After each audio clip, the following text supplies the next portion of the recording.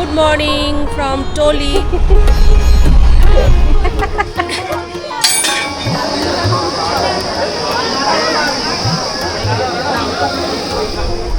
জয় বলে।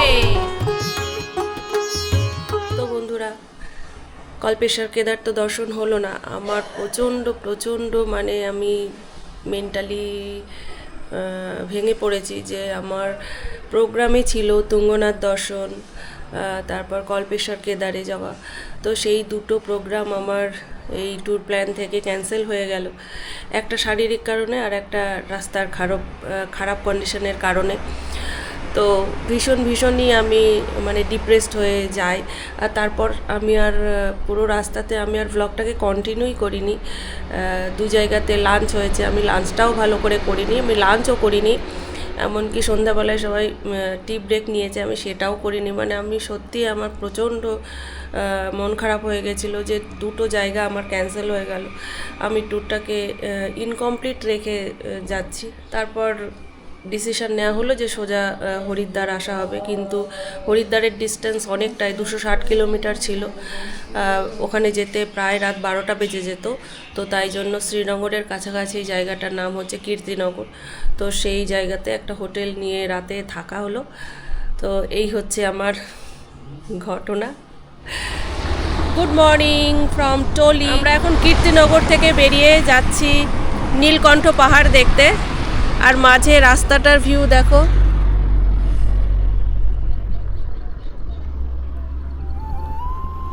খুব সুন্দর।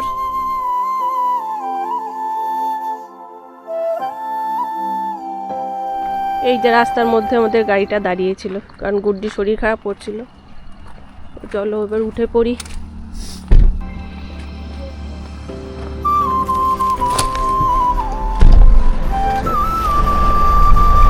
খাওয়া খেতে খেতেছে।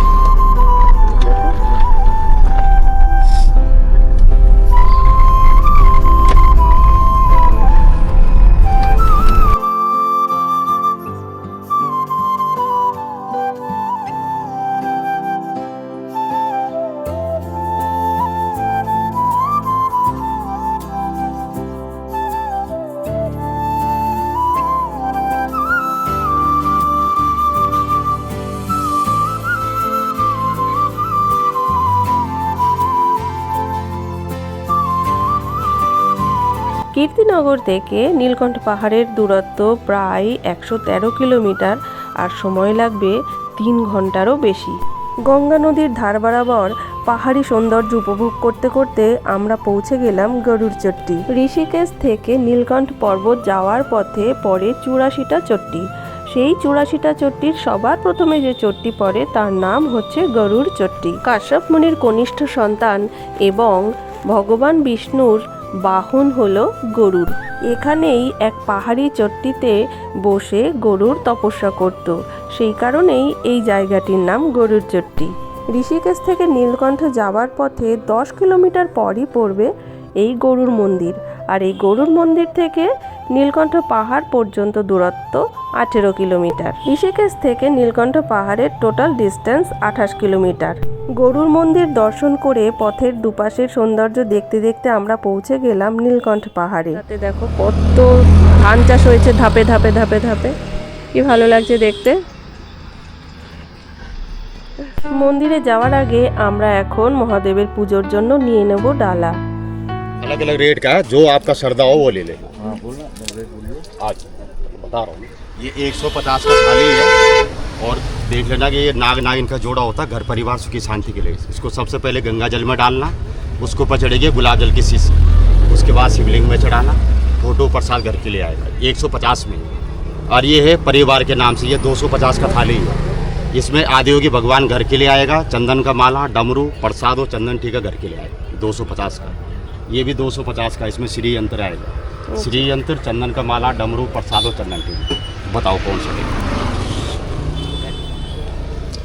ये भी सब सामान घर के लिए आएगा। शिव भगवान, चंदन का माला, डमरू 150 का है, ठीक। और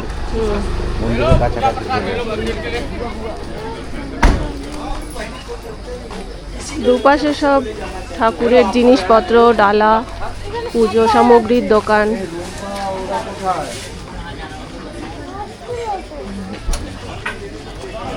আর আমরা এগিয়ে চলেছি নীলকণ্ঠ মহাদেবের মন্দিরের দিকে।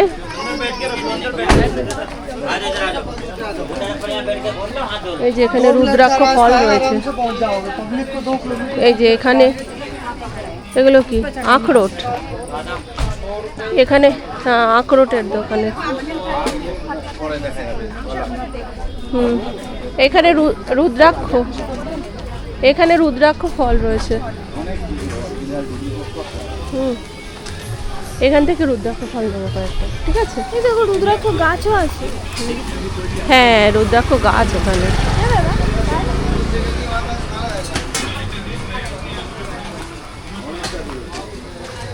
এই কি কত দূর গাছ। না এখানে বেশ সুন্দর সুন্দর ইয়ে আছে, খাদির ড্রেসগুলো বেশ সুন্দর আছে এখানে। এখানে সুন্দর সুন্দর ড্রেস আছে। এখানে এই ড্রেসেসগুলো বেশ সুন্দর। হ্যাঁ এগুলো রুদ্রাক্ষ গাছ, रुद्राक्ष पर रुद्राक्ष के पेड़ है। বাবার জন্য নিয়ে গেল তো না রুদ্রাক্ষ গাছ, এবার তো আমরা গরিদারি খাবো। হ্যাঁ হ্যাঁ আমাদের ওই আবহাওয়া হবে রে, যতটুকু হয় নিয়ে তো যাই।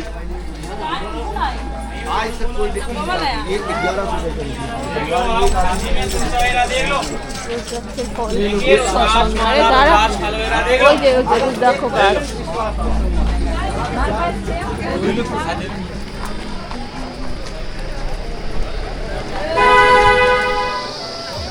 মন্দিরে ঢুকেই এই দিকটাতে রয়েছে বাবা কালীকমলি ধর্মশালা, আর এটা হচ্ছে কালীকমলি বাবা। এই হচ্ছে কালীকমলি বাবা।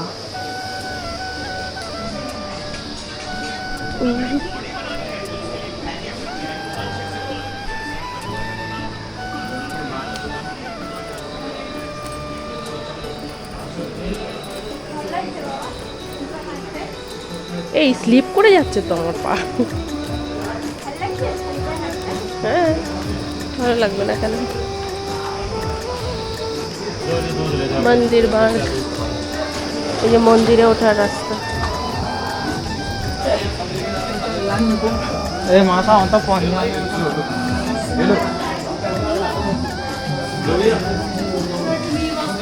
দেবতা আর রাক্ষসের যখন সমুদ্র মন্থন হয়েছিল, সমুদ্র মন্থনে যে বিষ উঠেছিল সেটা শিব পান করেছিল এবং নীলকণ্ঠ হয়েছিল। তো এই পর্বতেই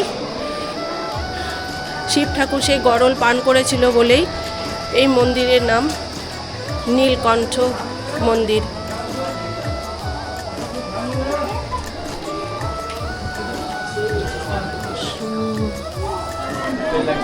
আমরা এখন লাইনে দাঁড়িয়ে আছি।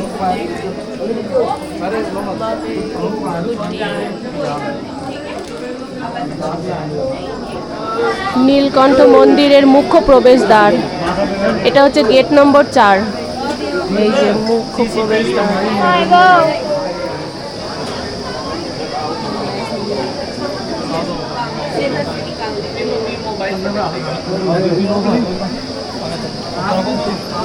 সিঁড়ি এখানে, আর লাইন তো শেষই হচ্ছে না। আর এই যে মন্দিরের প্রেমিসেসটাই যে ভেতরে।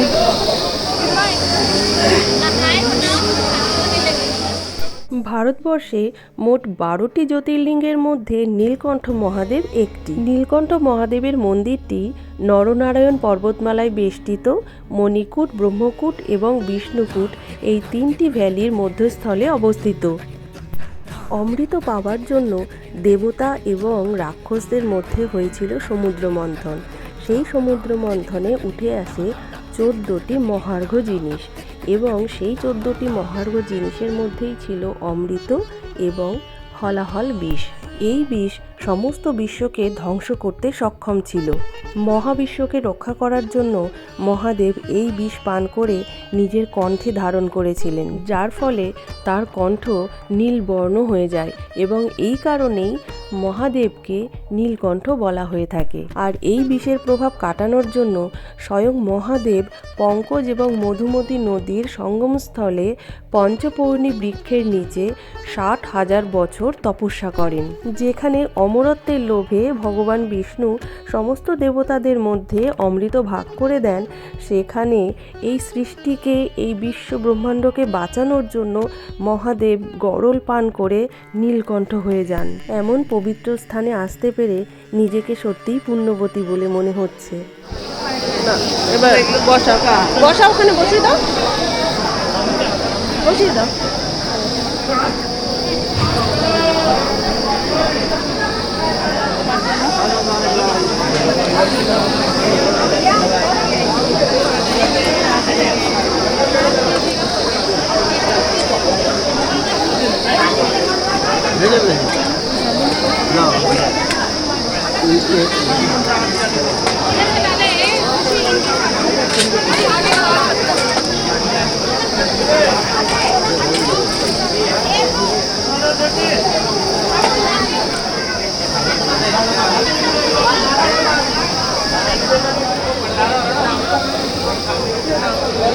ছবিটা কি সুন্দর।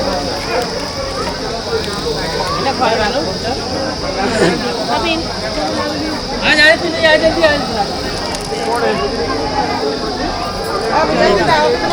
কোথায় ধরে আছো তুমি?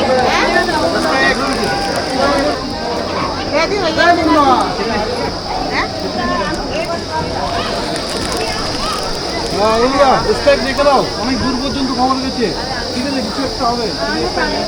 দেখো এখানে ভান্ডারা হচ্ছে, তো সবাই প্রসাদ খেতে বসে গেছে ওদিকে, ওরা ওখানে বসেছে, গুড্ডি এখানে বসেছে। পুজো দিয়ে বেরোতেই দেখলাম গুজরাট থেকে আসা কয়েকজন ভান্ডারা দিয়েছে এবং ওরা সকলকে অনুরোধ করছে খাওয়ার জন্য। আমরাও বসে গেলাম খেতে। ওরা দিয়েছিল ডাল পুরি, আলুর তরকারি আর সুজির হালুয়া। জয় নীলকণ্ঠ মহাদেব কি জয়, জয় বলে। 40 rupees। জয় বলে, জয় নীলকণ্ঠ মহাদেব কি জয়।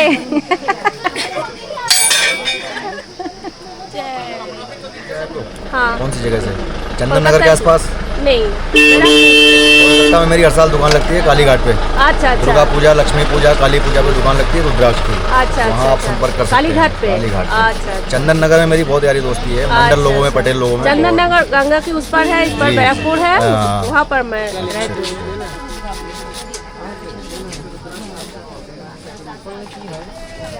पंचमुखी निकला आपका। पंचमुखी? पंच परमेश्वर होता है, शरीर हमारा 5 तत्वों से मिलकर बना है। शिव आओ जी का जी, ले लो परिवार ही मूर्ति, 5 माला, लोगों का है। डमरू, प्रसाद हेल्थ के लिए आइए। अच्छा होता है, लेडीज जेंट्स कोई पहन सकता है। फैमिली में हमारे किसी को अगर पेट में कोई भी प्रॉब्लम है, ठीक नहीं हो पा रहे हैं, शाम को सोते समय एक तांबे के बर्तन में डाल के सुबह इसका खाली पेट पानी पिएंगे 41 दिन तक। पेट में हुई या होने वाली 70 बीमारी को जड़ से खत्म करता है पंचमुखी रुद्राक्ष। गले में पहनेंगे तो इसमें गले में पहनने से आपका बीपी हाई नहीं होगा, कभी लो नहीं होगा, हार्ट संबंधी कोई रोग नहीं होगा। ये हमारे हार्ट से टच रहना चाहिए। घर में आप जाएंगे 2 दिन के लिए, इसको सरसों के तेल में डाल देना, उसके बाद गंगा जल से पवित्र करके उसके गले में पहनो, पूजा में रखो, तुझे रखो। रुद्राक्ष पहनना जरूरी नहीं होता है। हिंदू धर्म के अनुसार जिस घर में रुद्राक्ष होता है, रुद्राक्ष की पूजा होती है, जो भी मनुष्य रुद्राक्ष को पहनता है उसके ऊपर सदैव शिव जी की कृपा होती है, क्योंकि रुद्र अक्ष ये भगवान शिव जी के आंसू होते हैं। ये सेकंड वाला भी आपका 5 निकला है। अच्छा। दोनों अच्छे रुद्राक्ष निकले हैं, हेल्थ के लिए सबसे अच्छे। दुटोई पंचमुखी। ठीक है भैया, थैंक यू। आपका नाम क्या है भाई? अंकित नाम है मेरा। कभी कोई आइटम मंगाना चाहते हैं, घर बैठे कोई भी रुद्राक्ष मंगाना चाहते हैं, हाँ। तो via post by courier India के किसी भी कोने में। हाँ। नंबर है मेरा 9690526152। कोई भी आइटम मंगा सकते हैं, कोई भी किसी भी चीज़ की जानकारी ले सकते हैं। एक मुखी रुद्राक्ष फल के अंदर प्रोवाइड करते हैं हम, चाहिए तो आप मंगा सकते हैं घर बैठे। ওকে, থ্যাংক ইউ। তুঙ্গনাথ এবং কল্পেশ্বর কেদারে মহাদেবকে দর্শন করতে না পারার কষ্টটা নীলকণ্ঠ মহাদেবের দর্শন করে অনেকটাই উপশম হলো। তবে হ্যাঁ, ভবিষ্যতে যদি পারি তাহলে অবশ্যই আমি চেষ্টা করব এই দুটো জায়গায় গিয়ে মহাদেবের দর্শন করে আসার। এখন আমরা চলেছি হরিদ্বারের উদ্দেশ্যে। Bye bye.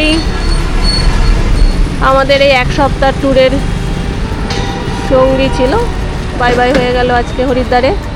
এখন 4:45 বাজে আমরা হরিদ্বারে এসে পৌঁছলাম, আর এসে উঠেছি ভারত সেবাশ্রম সংঘে সেদিনের মতোই।